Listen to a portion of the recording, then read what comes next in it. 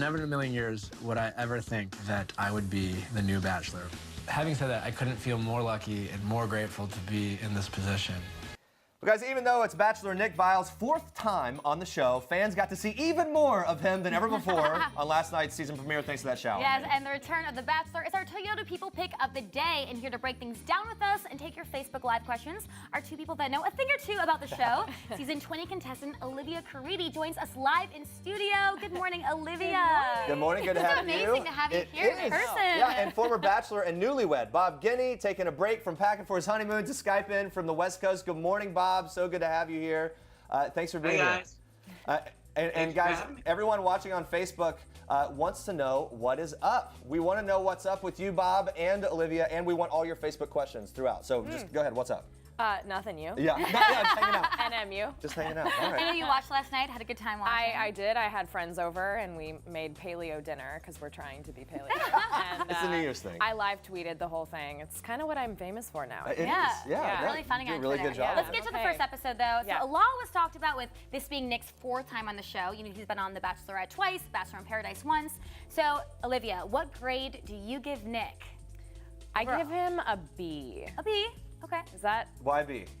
I just thought it was really kind of boring. We didn't really see a lot of him, like his personality. I feel like all of his conversations were just, so how are you feeling? Are you nervous? Yeah. I'm nervous. Are you, it just, I don't know. That kind of thing, yeah, okay. It just didn't really. All right, what about you, Bob?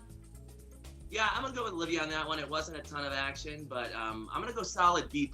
Oh. Okay. Because the whole Liz situation, I thought he really kind of upped his game there. I thought that was a wonderful transition, and there were a couple moments, you know, handling the dolphin girl. Those things, you know, took some skill. So I was pretty proud of it. He handled it well. I feel like he was doing kind of a low-key thing. Yeah. Because there's so much anticipation. People have a lot of opinions. So I think he was playing it super neutral. I think so too. Especially the backlash after his other seasons. So now he's trying to be really good. And I think a smart move, at least at the beginning. One of the big storylines in the premiere was Nick being reunited with the blast from his past, Liz, the doula, who he had previously had a one-night stand with, it turns out, at Bachelor alums Jade and Tanner's wedding. It's all very convoluted and interesting. Liz suspected that Nick might not remember her right away. Olivia, how do you think he handled that whole situation? I think it was great. I think he told her what's up. I tweeted about it. She was basically saying, at the wedding, I didn't want you, but now when I found out you were going to be the Bachelor, then I wanted you. And he was like, wait. Sorry, that's not okay. Oh my goodness. That was my favorite part. Yeah, I'm also confused. Did they spend the night together and then he asked and she said no? I don't know. It was weird. Didn't he give the number afterwards? Almost like a compliment that he still asked for the number? Yeah. In some weird way. I don't know. Of all the times I've been ghosted by a guy, like she basically got ghosted by a guy. You don't go back and be like, oh, wait. I like, yeah. You know, I don't know. It's a strange situation. Bob, you think that he flipped things pretty well when it comes to the whole Liz thing. Explain. I do. Well, I was at that wedding actually. It was a beautiful production, by the way.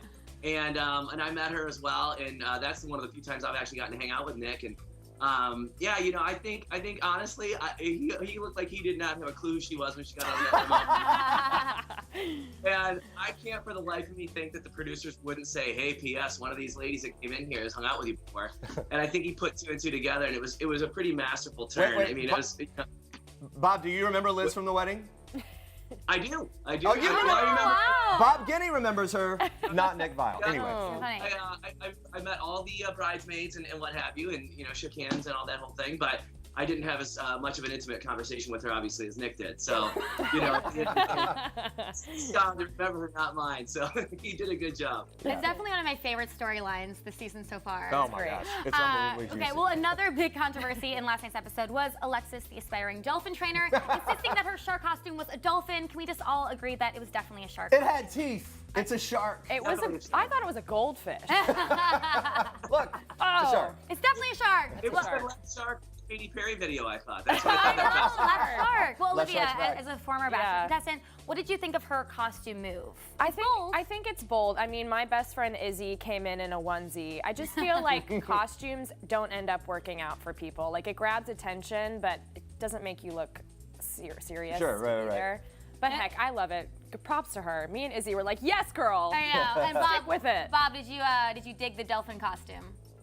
I did not. I really kind of hated it, to be honest. But it was one of those things where, you know, I mean, again, I was the Bachelor back in the Stone Age, so no one even had costumes back then. So this is you know, a whole new twist on the thing. But I thought it sort of took away from the fact that, you know, it was such a stunt and such a prop that after a while I was like, okay, let's lose the shark thing and, you know, see who you really are for 5 minutes. But maybe we'll see the shark thing, dolphin thing, whatever. Yeah, right. It's and the lesson learned: if you're going to do a costume, make it very clear what it is, and don't deny what it obviously is. Anyway, okay, moving to Facebook. We're doing Facebook Live as well. We want to hear from you. Robin on Facebook is asking about Corinne. One of last night's, of course, most memorable moments actually came during the preview for the rest of the season, where we saw Corinne, the business owner, taking charge. Watch this clip.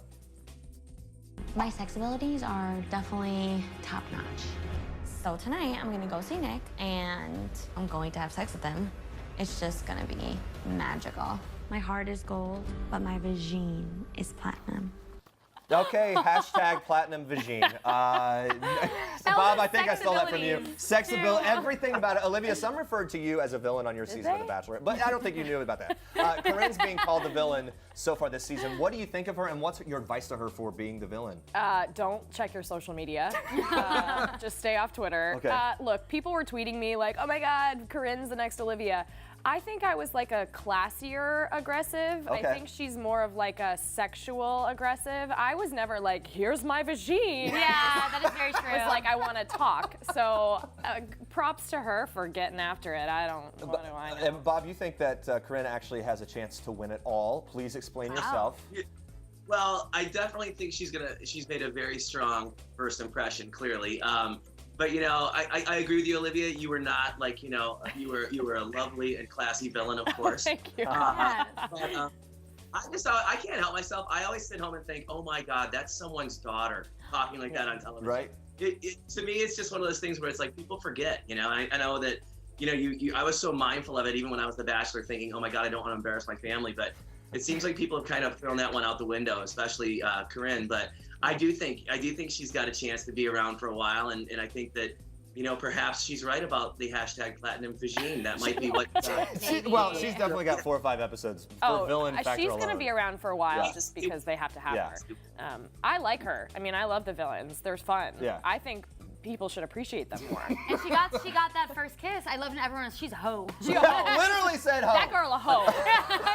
She got the first Like the level of things has totally changed, Bob, since your day, as you mentioned. Well, Bob, another one of your picks to win it all is a little less controversial. Rachel, the attorney, who got Nick's first impression rose. So what do you like about her? Oh man, I just thought, first of all, she came out guns blazing, just a lot of confidence. You know, I thought a lot of personality, which is huge. And it wasn't hokey. It wasn't, you know, no offense to the shark costumes, but, you know, it wasn't previous seasons where like the dude's rolling up in a bubble bath and all this kind of stuff. It was just someone getting by on her personality, on her strength and conversation skills, and just the fact that she really related to him on a lot of different levels, it seemed, with, you know, her acumen of just, you know, talking about her career and talking about everything else. And so I thought it was really kind of one of the more realistic and one of the more genuine connections of the night. I was gonna say realistic and genuine. Yeah, I think it was a good moment. Actually, the first time a person of color has gotten a first impression rose. Amazing. Yes. Olivia, what did you think of Rachel? I mean, I got the first impression rose, so I was like handing it off to her. Love you. I loved her. She's amazing. I tweeted, I couldn't believe someone was talking about their career. It was awesome. Yeah. It was really cool. No, it really is cool. All right. That was what I thought was impressive. Yeah, definitely impressive. We definitely want to also talk to Facebook Live. Olivia Kelly on Facebook is wondering, who is your pick to win the final rose?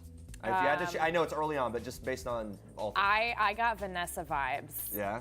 Why Vanessa? Because first impression rose, it's a curse on it. So I mean, Rachel, technically speaking, statistically, she's done. So Vanessa, I think, was like a quiet, classy, intellectual. I mean, she speaks French. Like, come on. Yeah. Oui. And Italian, right? French, and sometimes. Yeah, right. Yeah. I think it's her. Bob, Teresa on Facebook thinks Raquel and Nick would make a good couple. What's your pick, though? I like Danielle L. I think Danielle L is my big pick. I think that they kind of buried the lead in the first episode. They showed her, you know, she's a business owner. She's done her own thing, but I definitely think she's going to be one that kind of that brings it through in the end. I think that Vanessa's going to be there too. Very impressive, Italian, French, I think she even has a good grasp of the English language, which is unusual. So that's kind of fantastic.